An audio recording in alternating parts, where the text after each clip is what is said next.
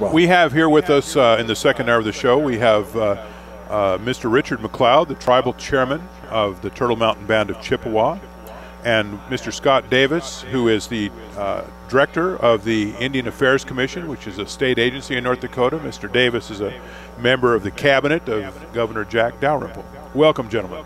Thank you. Thank you for having us here tonight. Now, Chairman McCloud is going to be giving tomorrow what is called the State of the Relationship speech to the joint session of the North Dakota Legislature, and essentially it's a way for tribal concerns and interests to be made known to the legislature as a whole. Mr. McCloud, Chairman McCloud, how did you go about developing what was going to be in your address? Well, I'm a new freshman tribal chairman. I took over my role December 1st. And what I looked at from December 1st to now, the concerns, the needs, what the people are telling me. So I'll be addressing roads, education, and I'm an ex-school board member, 15 years on school board, so I really promote education big time. So I'll be looking, like I said, the education, the hospital, the IHS, our road systems. We just, I'll touch a little bit on gaming, even though we just signed our gaming compact last week with the governor, all 4 tribes, all 5 tribes. So that's a done deal. It's a 10-year with a 10-year option, so that's a plus for all gaming, so all tribes. I'll be addressing, one of the things coming into the state with the oil boom, you have the good and the bad, and the ugly. So part of the ugly is you got the drugs coming in, you got the gangs coming in, so I'm going to touch on that a little bit on my address. Policing, all the tribes, all the reservations, of course, we don't have enough law enforcement officers. And the governor's State of the State address is, he's employing more. State Highway Patrol is moving them out west. The Balkans out there, well, Three Forks is in my area. It's up in Turtle Mountain. So I'm thinking 5 years down the road, when the oil boom hits my part of the country, I want to be prepared. I want the law enforcement officers. I want the housing. I want our hospital. I want the roads. I need to get all this in order. I want the economic development. I need the jobs. I want the education. I want the facilities. That's what I'll be touching on in a nutshell. Did you consult with other tribal chairmen or other tribal officials, officials from other tribes is what I'm referring to, in developing your speech? I did ask for input from all tribal chairmen last week when we did our gaming compact, and I reminded them of the State of the Tribe address to give me some input. And some tribes did, some tribes asked what I was going to be addressing, and they felt, our needs are all the same. So some of these tribal chairmen felt, well, you're already touching for, what I would want anyway. So, Mr. Chairman, could you tell us a bit about yourself? Where are you from, and what do you do for a living? Okay, yeah. Aside, taking phone calls from constituents. Yeah. Well, I was born and raised in Belcourt on Turtle Mountain. I graduated high school. I was 17 years old, moved right to Phoenix 1 week out of high school, started college, went to college year-round, got my 4-year degree in about a little over 2 years, started working for the Postal Service. Where'd you go to college, sir? Phoenix. DeVry Institute of Technology. Okay. Yeah. So my degree's in electronics, not politics, but I'm a good politician. So you have to be in order to be the chairman of the Turtle Mountain Band, I'm sure. So after college, I started working for the Postal Service. I retired after 33 years with the Postal Service on September 30th. I was inaugurated in December 1st as tribal chairman for Turtle Mountain Band of Chippewa. Had my election of officers on Monday. Tuesday, got on a plane. Wednesday, I was in Washington. So I did my thing in Washington, met with Secretary Salazar, Darren Cruzan, the head of the BIA law enforcement, Brian Drapo with the Bureau of Indian Education. So I made my rounds and let my presence be known. President Obama came through, shook hands with him, and introduced myself as chairman, Turtle Mountain Band of Chippewa. So came to Bismarck, met with the governor. Scott took me around, introduced me to a lot of people, and came back to Bismarck, and then I'm back since I'll be here all week again in Bismarck. So, and as a tribal chairman, you don't get things for your community, for your tribe, sitting behind your desk back home. You come to Bismarck, you go to Washington, where the money's at. So, a housing need is a big need. I'm drifting. No, you're fine. I'm drifting. Okay, but anyway. Well, wait, let me put it to you this way, sir. Yeah. When you go to Washington, you say you need to go and see folks in order to inform them of what you would like. What is it that you ask for? What is it you lobby for? Well, I lobby for monies. I mean, if it's under the Department of Interior, we got a BIA agency, we got the BIA law enforcement, we have our Indian Health Service, our Bureau of Indian Education for the schools. So we don't want to get our schools in trouble. We're a good school. But there's a bureau school. K-8 is bureau. It's all bureau buildings. Our facility management is all bureau funded. Our Ojibwa Indian School is a bureau school. Dunseith Day School is a bureau school. So you go after funding for schools like that. Mm-hmm. And then you look at funding for your law enforcement officers. Right now I'm in dire need. I need 10 more police officers. How many do you have now? We have around 16 police officers. I need, in my own personal opinion, I need 55 police officers. That's what I need in my community. And I told Darren Cruzan, I said, when I see a police officer, a vehicle going by, they have the lights on and the siren flashing. There's no patrolling. I don't have enough officers. Let's work on this. So I talked to him in Washington. I sent a follow-up letter. I had a telecon with him and his department a couple Fridays ago. Now I'm setting it up, so he's coming up to Turtle Mountain. He's bringing his assistant secretary. He's bringing in an area director out of Aberdeen with him. So we're going to have a really good sit-down and look at the needs, not only for my reservation, but it'll be for all the reservations. What does Spirit Lake need? What does Fort Berthold need? What does Standing Rock need? I'll address it all for everyone. Do you think that the concerns that you have at Turtle Mountain are unique, or are they shared by the other reservations in North Dakota? For example, you mentioned the need for more law enforcement and the need for more funding for health care. Is this something that's common amongst all of the reservations in North Dakota? It is. It's a very common indeed. All the reservations. What I talk about tomorrow, all 4 reservations they're all in the same boat.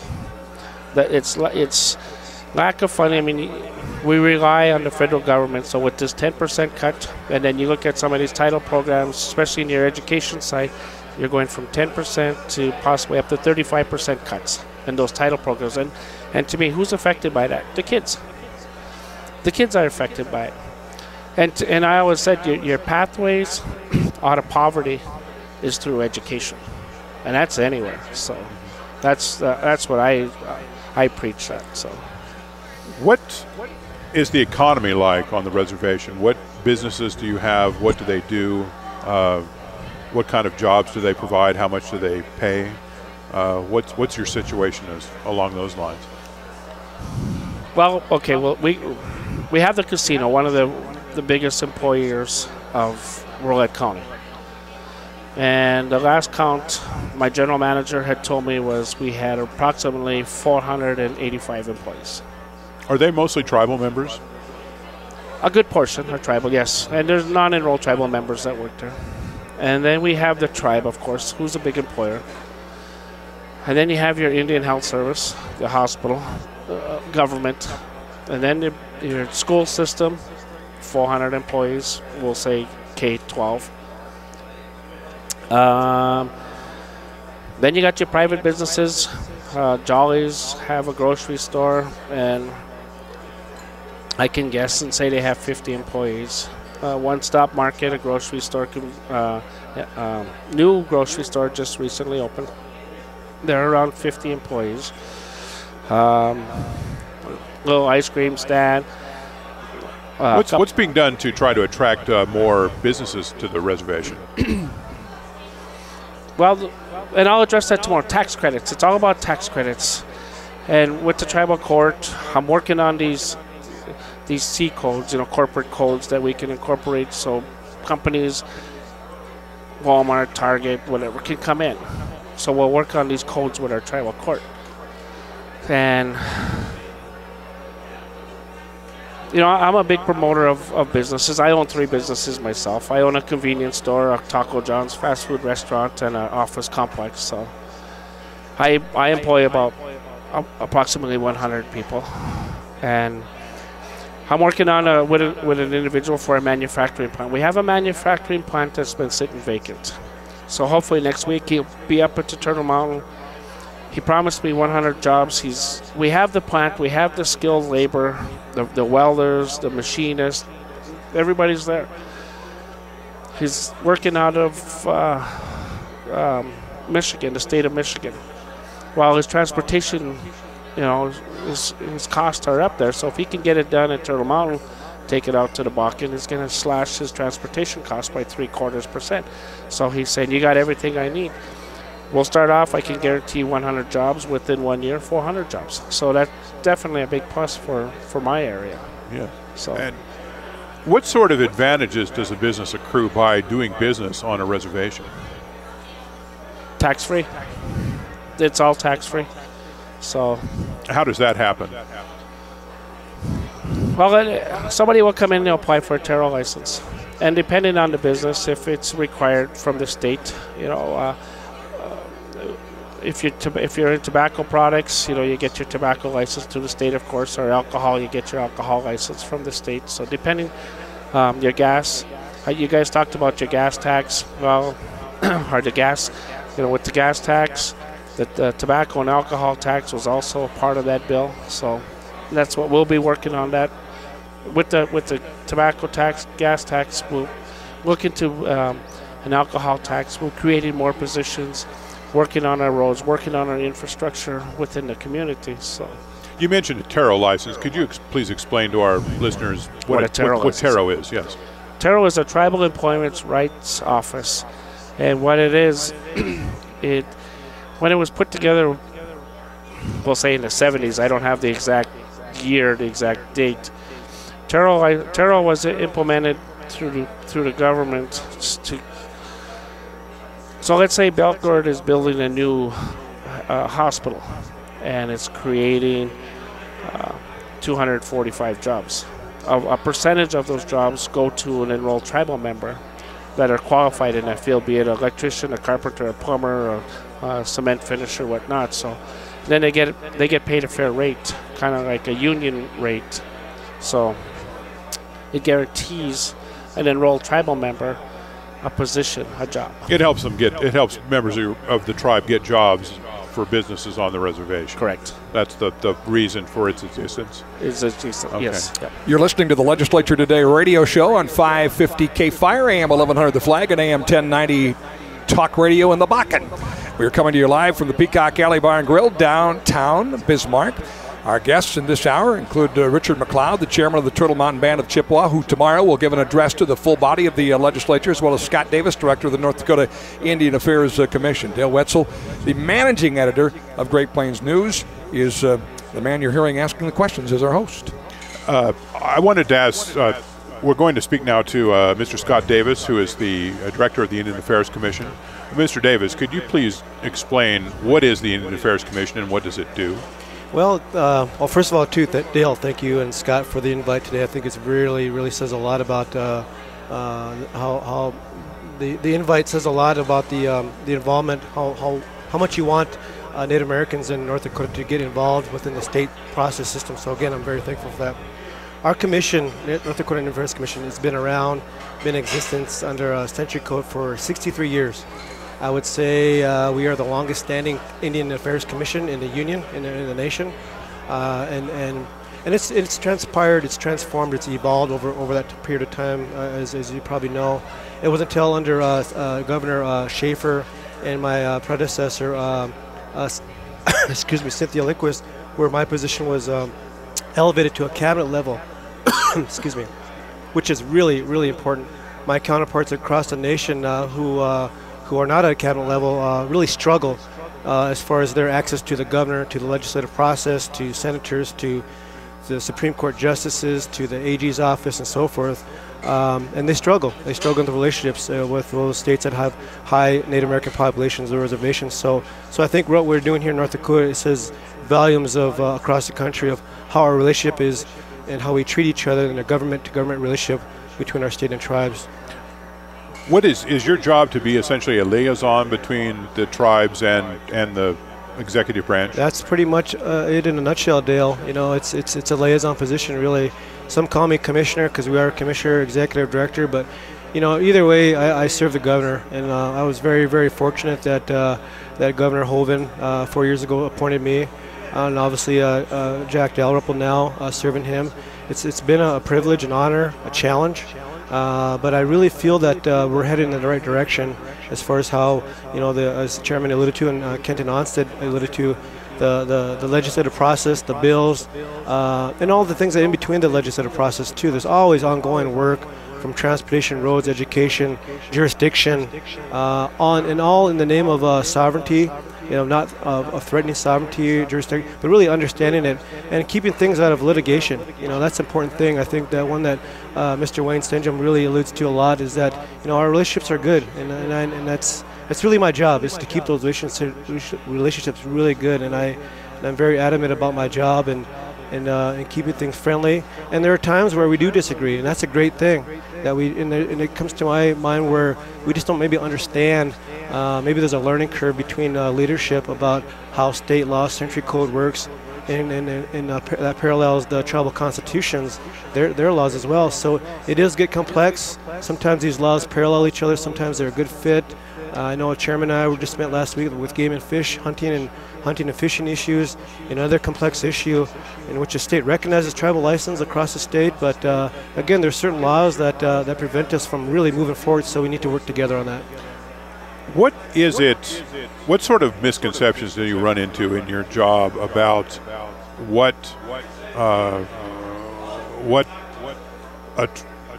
the relationship is between the tribal government and the state government? You know, one of the things that you hear, and it's not true, is that, well, American Indian tribal members don't pay taxes, and then they get checks or whatever, and it's you know, these, I imagine you run into those kinds of misconceptions. And, I do. And how do you deal with them? Well, first of all, taxation. We're huge taxpayers. That's another bad word in Indian country too, is taxation too. The one that we all pay. You know, I look at our tribe. You know, my dad being from Turtle Mountain, my mother being from Standing Rock. We pay tons of taxes down there. The tribe does as well with either the land issues, the fee lands, the gaming, the buying, even the buying power that our casinos, as an example, does in the purchasing of vendors here in the Bismarck-Mandan area. When I think of the casinos and that buying power, the products that they buy from off reservation, that's huge revenue to the state, you know, as far as those taxes go is concerned. But the other thing I think is there's just not a lot of education, that learning curve. There's assumptions that are out there, and there's we're hesitant. The Indian side, the Native American side, and the non-Native side are really hesitant about asking questions. You know, Clay Jacobson and I talk about this a few times over coffee, that we need to have these conversations about taxation, about the elephant in the room sometimes, and sometimes out of respect for each other, we just don't talk about it. We just let it be. And I've told Clay that we need to have. It is time that we need to start having these conversations. And again, it goes back to a radio show like this, Dale. What you're doing here is tremendous. It's a tremendous opportunity that you're giving us here to really explain in a good way an education process of how Indians and non-Indians do work together. Well, we hope to do quite a lot of this, actually. Well, tomorrow is a great example. The session that I'm holding. You know, looking back at his State of the Tribal Address, that other states don't do that. And tomorrow morning, I'll have a full session from 8 a.m. till noon with the governor, lieutenant governor, AG's office. All about 25 state agencies will be given presentations to the tribal leadership of the work that we're doing from a state to the tribes tomorrow morning. So that's a great thing. Mr. Chairman, we're speaking to the gentleman you just heard speaking was Mr. Scott Davis. He's the director of the Indian Affairs Commission of North Dakota. And we're also speaking to Mr. Richard McCloud, who's the chairman of the Turtle Mountain Band of Chippewa. Chairman McCloud, one of the things that I thought was the most impressive about the reservation, the Turtle Mountain Reservation, in the 90s and in the 80s and 90s, when the state was the population was either stagnant or dropping. This was a place where there were a lot of young people. The population was growing. And how do you take advantage of that when you're trying to develop the reservation economically? That you have you have lots of young people. Lots of young people, a workforce just ready to get to work and and to get to colleges, get their education. How do we take advantage of that? Well, right now I'm working on providing housing. I'm working on job creation, job development. The local college, Turtle Mountain Community College, does a tremendous job with that. They have a 700, 800 enrollment. They have vocational programs, carpenters, welders, mechanics. They're purchasing a truck and trailer so they can teach people and get their CDL license, and teach on that aspect of it because of the Bakken, the oil boom, and let's get our people educated, let's get them trained, So the workforce with the manufacturing, like I said, we're working on that deal. The casino, you have different, you have your maintenance. It's not just in a casino, it's not just somebody dealing blackjack or serving a drink behind a bar or opening up a slot machine. You have your maintenance that has to take care of your facilities. You have your general manager, assistant managers, and the whole 9 yards all the way down. So with the population growth, and Turtle Mountain it's a big reservation. As an ex-postmaster, I seen the homeless, anywhere from 3 to 5 families per mailbox. So I know what the homeless situation is in Turtle Mountain. So I know what the workforce is too, and the people that want to work. There's more people that want to work than that don't want to work. It's just, as a new chairman, I have to go out there now and start creating this economic development. That's my. I have to mention this. I've been to Turtle Mountains a number of times, and talk about how beautiful it is. It is a very beautiful area. Lots of trees, a lot of rolling hills, and that's why they call it the Turtle Mountains. It's just those little rolling hills. Can we come visit? Sure, come visit anytime. What I want to say is, at the Turtle Mountain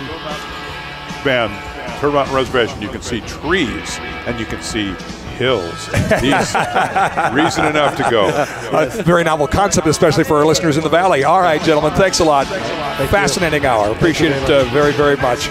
We are coming to you live and direct from the Peacock Alley American Grill and Bar in downtown Bismarck. This is the Legislature Today radio show on 550 K-Fire, our flagship, as well as AM 1100 The Flag at Fargo Moorhead, and Talk Radio 1090 The Flag in the Bakken. We'll have more.